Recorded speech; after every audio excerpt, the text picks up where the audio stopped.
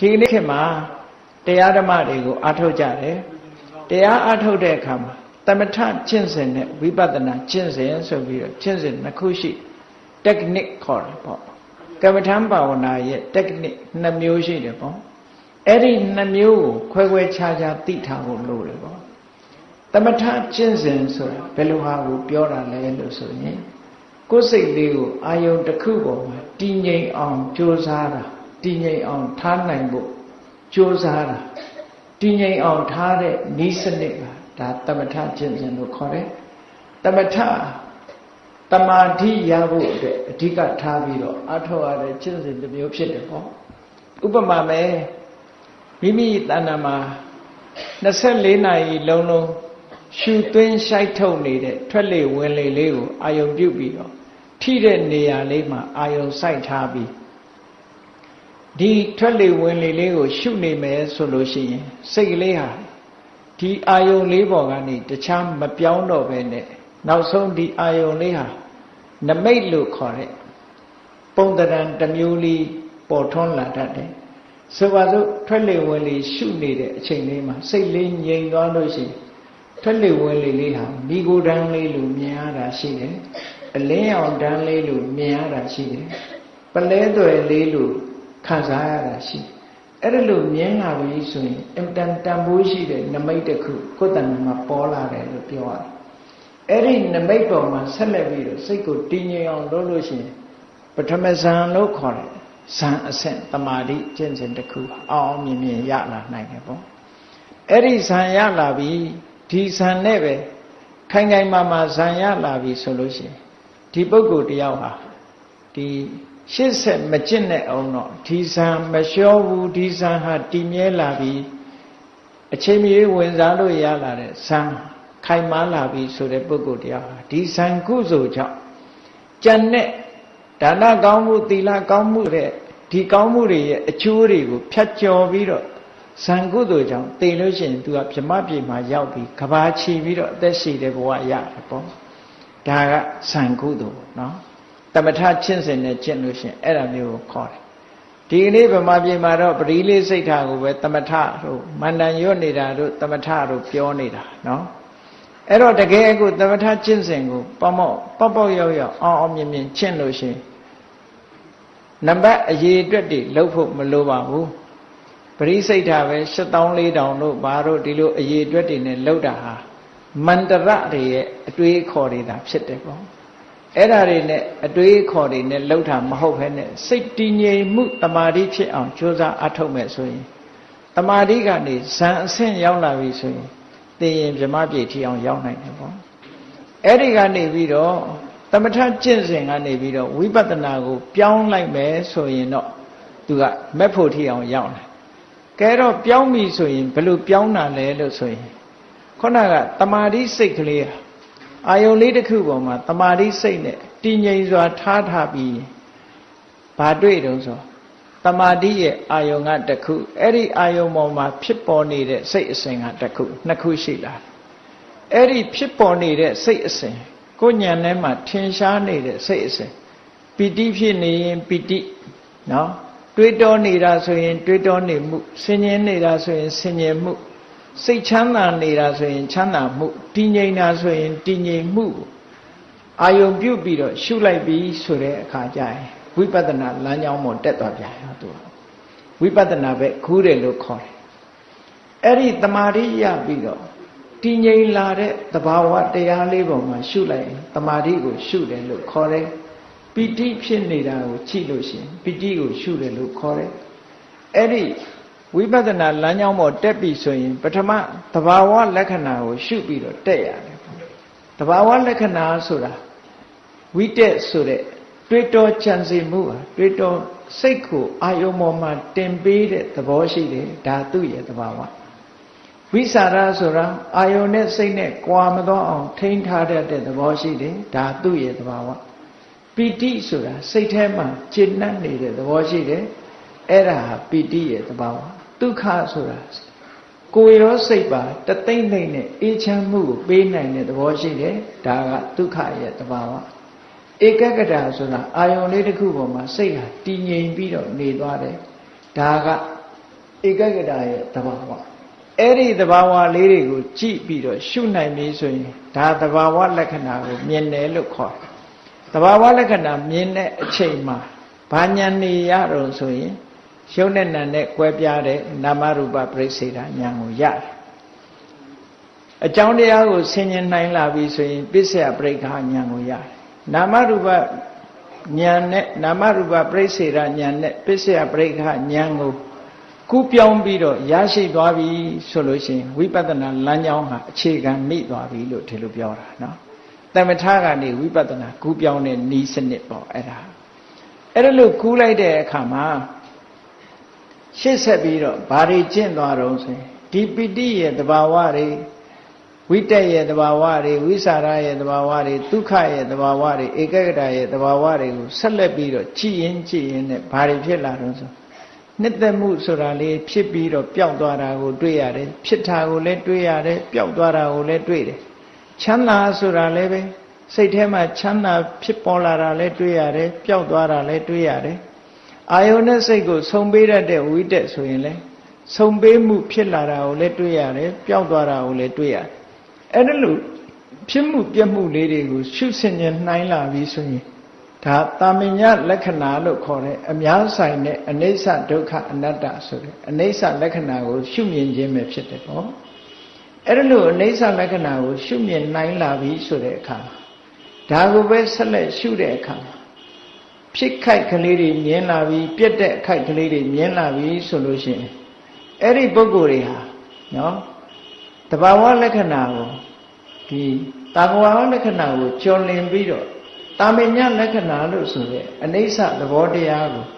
ပိုင်ပိုင်နိုင်နိုင်ကြီးသိရှိပြီးတော့သွားလာတယ်ဥရိယဘယဉာဏ်လို့ဆိုတဲ့ဉာဏ်ကိုရရှိသွားတာပေါ့အဲ့ဒီကနေပြီးတော့ဥရိယဘယဉာဏ်ရှင်းတန်လာပြီဆိုရင်တမာတိစွမ်းအားတွေလည်းပိုကောင်းလာတယ်တမာတိစွမ်းအားတွေပိုကောင်းလာတယ်ချမ်းသာတွေပိုများလာတယ်အသိဉာဏ်တွေပိုထက်လာတယ်အဲ့ဒီကနေရှုရင်နဲ့ခေါင်းကတဘာဝတရားတွေအပြက်ကိုမြင်လာတော့ဘင်္ဂဉာဏ်လို့ခေါ်တယ်အဲ့ဒီဘင်္ဂဉာဏ်ရောက်ရင်အနိစ္စဟာလမ်းဆုံးတဲ့သဘောပဲအင်တမဒီပြက်မှုကိုပဲအာယုစိုက်နိုင်သွားပြီဆိုလို့ရှိရင်တော့အလွန်ထက်သန်တဲ့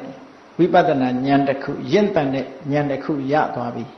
ခုနတုန်းကသမထကျင့်စဉ်ကျင့်တော့ကတမာတိပဲရှိတယ်ဝိပဿနာကျင့်စဉ်ကျင့်လိုက်တဲ့အခါမှာဉာဏ်ကအဆင့်ဆင့်တက်လာအသိဉာဏ်တွေအဆင့်ဆင့်တက်လာတော့ကိုယ်တဏ္ဍာမှာရှိတဲ့ယုတ်တရားနံတရားတွေရဲ့ဖြစ်ပြမှုကိုမြင်လာ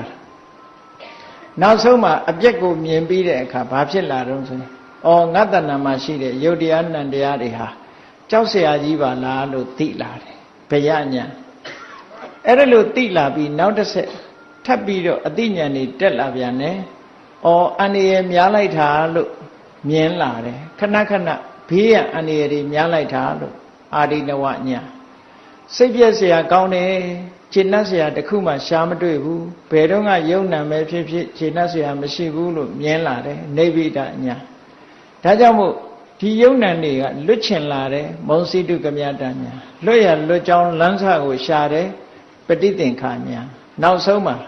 ဒီယုံနာတရားတွေနဲ့ခိုင်ခိုင်မာစိတ်အေးလက်အေးနဲ့ပင်ကိုညာဒီတဘာဝတရားစိတ်ကိုအေးထားပြီးတော့ရှုနိုင်တဲ့အသိဉာဏ်ထက်မြက်တဲ့အသိဉာဏ်တစ်ခုရလာပြီဆိုရင်သင်္ခါရုပ္ပခဉာဏ်လို့ခေါ်တယ်။အဲဒီသင်္ခါရုပ္ပခဉာဏ်ရလို့ရှိရင်နိဗ္ဗာန်ဆိုတဲ့ဟိုဘက်ကန်းကူးဖို့တစ်ဖက်ကန်းရောက်လာပြီလို့ပြောတာနော်။နိဗ္ဗာန်ကိုတော့မမြင်သေးဘူးသို့တော့နိဗ္ဗာန်ကန်းဆက်ကိုရောက်လာပြီ။ဟိုဘက်ကူးဖို့ပဲကြံတော့တယ်။အဲ့တော့ဟိုဘက်ကူးဖို့ကြတော့ဒီသင်္ခါရုပ္ပခဉာဏ်ကိုပဲရှင်းတန်အောင်ကြိုးစားရင်းကနေပြီနိဗ္ဗာန်ကူးမဲ့တရားသဖွယ်ဖြစ်လာတဲ့အနုလောမဉာဏ်ဆိုတာပေါ်လာတယ်အဲ့ဒီအနုလောမဉာဏ်ဆိုတာဝိပဿနာဉာဏ်ရှင်းတန်ပြီးတော့သင်္ခါရတွေပေါ်မှာလုံးဝတဘာဝရှုမြင်သုံးသပ်ပြီးတော့သင်္ခါရတရားကိုအာယုံပြုပြီးတော့ပေါ်လာတဲ့အနုလောမဉာဏ်ပေါ်လာပြီးတဲ့နောက်မှာဝိပဿနာဉာဏ်ရဲ့အထွတ်ထိပ်ဖြစ်တဲ့ခုတ္တရဘူးလို့ခေါ်တဲ့ဉာဏ်ကြလို့ရှိရင်နိဗ္ဗာန်ကိုလှမ်းမြင်ရတဲ့အနေအထားမျိုးရောက်တယ်ပေါ့အဲ့ဒါလို့နိဗ္ဗာန်ကိုလှမ်းမြင်ရတဲ့အနေအထားရောက်ပြီးသူကအချက်ပေးလိုက်တဲ့အတိုင်းပဲလူတယောက်ဟာဘာနဲ့ဥပမာတူတော့ဆိုရင် ကျိုးရန်လေးကိုဆွဲပြီးတော့ချောင်းတစ်ခုဒီဘက်ကန်းကနေဟိုဘက်ကန်းကိုလှမ်းခုန်လိုက်တယ်လို့နော်တစ်ဖက်ကန်းကိုရောက်သွားပြီးတော့အေးချမ်းတဲ့အဆင့်ကိုရောက်ပြီးကိလေသာတွေနဲ့ထူပြောနေပြီးတော့စိတ်ပူလောင်မှုတွေဟာငြိမ်းချမ်းပြီးတော့သွားတယ်အဲ့ဒါနိဗ္ဗာန်တစ်ဖက်ကန်းကိုရောက်တာပဲလို့ဒီလိုဆိုတာပေါ့နော်အဲ့ဒါလို့ဝိပဿနာဉာဏ်နဲ့ကူးသွားလိုက်တဲ့အခါကျတော့မှဝိပဿနာဉာဏ်ရင့်တန်သွားတာဆိုတာမက်စိတ်ဆိုတာပေါ်တယ်မက်ဆိုတာတခြားမဟုတ်ဘူးဝိပဿနာဉာဏ်ဆိုဒီမှာသမ္မာဒိဋ္ဌိသမ္မာသင်္ကပ္ပသမ္မာဝါယာမသမ္မာတတိသမ္မာသမာဓိဆိုတဲ့ဒီမဂ်ခင်၅ပါးနဲ့ဖွဲ့စည်းထားတဲ့အရာသာဖြစ်တယ်ပေါ့မက်စိတ်ဆိုတာလဲမဂ်ခင်၈ပါးနဲ့ဖွဲ့စည်းထားတဲ့အရာဖြစ်တယ်ပေါ့ဝိပဿနာဉာဏ်အခိုက်တုံးကတစ်ခုနဲ့တစ်ခုဟာစွမ်းအားခြင်းကွဲပြားခြားနားမှုလေးတွေရှိနေတတ်သေးတယ်မဉဏ်ဖြစ်သွားတဲ့အခါမှာဒီ၈ခုဟာတစ်လုံးတစ်စီးတည်းဖြစ်သွားတယ်တစုတည်းလို့ဖြစ်သွားလို့လုံးဝထက်သန်ပြီးနိဗ္ဗာန်အာယုံတစ်ခုတည်းကိုအာယုံပြုတ်ပြီးတော့ကိုယ်တဏ္ဍာမှာတဏှာကပါလာတဲ့ပူပန်ကိုမှုကိုဖြစ်စေတတ်တဲ့ကိလေသာတွေမက်၄ပါးဖို့၄ပါးနဲ့နှိမ့်တတ်လို့နောက်ဆုံးမှာကိလေသာတွေအလုံးအဆက်ပြတ်ပြီးတော့နိဗ္ဗာန်ဆိုတဲ့အငြိမ့်ဓာတ်ကိုရရှိသွားတယ်လို့ဒါကဘုရားဘာသာရဲ့အကျင့်စဉ်တစ်ခုပဲအေးဒါကြောင့်မို့တရားချစ်ခင်သူတော်စင်ပြိဿအပေါင်းတို့မိမိတို့အခုရရှိလာတဲ့ဘဝကလေးမှာနေ့စဉ်အလတ်တဲ့အချိန်လေးမှာထွက်လေဝင်လေလေးပေါ်မှာအာယုံပြုပြီးတော့သမထချင့်စဉ်တစ်ခုကိုချင့်ပြီးတော့စိတ်ရဲ့တည်ငြိမ်မှုရရှိအောင်ကြိုးစားကြရအောင်အနောက်တိုင်းကလူတွေတောင်မှပဲเนาะ stress လို့ခေါ်တဲ့စိတ်ဖိစီးမှုတွေဖြစ်ပေါ်လာတဲ့အခါမှာအဲ့ဒီ stress လို့ခေါ်တဲ့စိတ်ဖိစီးမှုတွေပျောက်ဖို့ရာအတွက်အိတ်ဆေးတွေတောက်ကြတာတို့เนาะစိတ်လန်းဆန်းတဲ့အရေးတွေတောက်ကြတာတို့ဒါမျိုးတွေနဲ့ဖြောပြမှုကိုလှုပ်ကြတဲ့အခါမှာအကောင်းမဖြစ်ဘဲနဲ့အဆိုးတွေပဲဖြစ်လာတယ်အကျိုးဆက်ဟာရလတ်ဟာအကောင်းမထွက်ဘူးဒါကြောင့်မို့လို့ကောင်းမြတ်တဲ့အကျိုးဆက်ကိုရဖို့အတွက်ဘာလုပ်ရမလဲလို့ဆိုရင်ဘုရားမြတ်စွာဟောကြားတဲ့ဒီတတိပဋ္ဌာန်မှာလာတဲ့သမထကျင့်စဉ်တစ်ခုကျင့်ခြင်းဝိပဿနာကျင့်စဉ်ကိုကျင့်ခြင်းဖြင့် stress လို့ခေါ်တဲ့စိတ်ဖိစီးမှုတန်တွေကရှောင်လွဲနိုင်တယ်ဒါကြောင့်မို့ဘုန်းကြီးတို့ကိုရီးယားသွားတော့ကကိုရီးယားနိုင်ငံမှာဒီတက္ကသိုလ်တွေမှာအနောက်တိုင်းကလာပြီးတော့သင်တန်းပို့ချတယ်တဲ့ MS ဆိုတဲ့ MBSR လို့ခေါ်တယ်သူတို့အတူကောက်ခေါ်တဲ့အခါကျ MBSR ဆိုတာတခြားမဟုတ်ဘူး mindfulness based stress reduction လို့ခေါ်တယ် mindfulness based ဆိုတာတတိကိုအခြေခံထားတဲ့ဒီစိတ်ဖိစီးမှုကိုလျှော့ချခြင်းလို့ဆိုတဲ့နည်းစနစ်ပဲအဲ့ဒီနည်းစနစ်ဟာဘယ်ဟာလာတာတော့ဆိုမြတ်ဗုဒ္ဓရဲ့တတိပဋ္ဌာန်ကျင့်စဉ်ပဲဖြစ်တယ်ပေါ့အဲ့ဒီမြတ်ဗုဒ္ဓတတိပဋ္ဌာန်ကျင့်စဉ်ဟာမြန်မာပြည်မှာထွန်းကားဆုံးမြန်မာပြည်ကသွားတာဖြစ်လို့အမှတ်တမဲ့မနေကြပဲနဲ့ကိုယ့်ဘဝမှာနေ့စဉ်နဲ့အမျှစီးပွားရှာရတဲ့အချိန်တွေရှိတယ်လို့တရားဓမ္မကိုရှာပြီးတော့အေးချမ်းတဲ့အချိန်လေးတစ်ခုကိုလည်းရရှိအောင်ရှာသင့်တယ်ဆိုတဲ့အကြောင်းကိုတတိပေးပြောကြားရင်ဘုရားမြတ်စွာဟောကြားတော်မူခဲ့တဲ့တိုင်ပင်ဆွေးနွေးကြီးပွားရေးဆိုတဲ့တရားကိုဏိဂုံးချုပ်ကြမှာဖြစ်ပါတယ်ဒါကြောင့်မို့တရားချစ်ခင်သူတော်စင်ပြိဿအပေါင်းတို့ဘုရားမြတ်စွာဟောကြားတော်မူခဲ့တဲ့ဒီဆွေးနွေးတိုင်ပင်ခြင်းဖြင့်ရရှိလာတဲ့နောက်ဆုံးမိမိတို့စိတ်လေးဟာတွေ့တာမှုကင်းပြတ်ပြီးတော့လွတ်လပ်တဲ့အနေအထားမျိုးရောက်အောင်တို့တွေဟာကျင့်ကြံကြိုးကုပ်အားထုတ်ကြရမှာဖြစ်တယ်လို့ကိုယ်စီသဘောကျပြီးကျင့်ကြံကြိုးကုပ်အားထုတ်နိုင်ကြပါစေကုန်သတည်း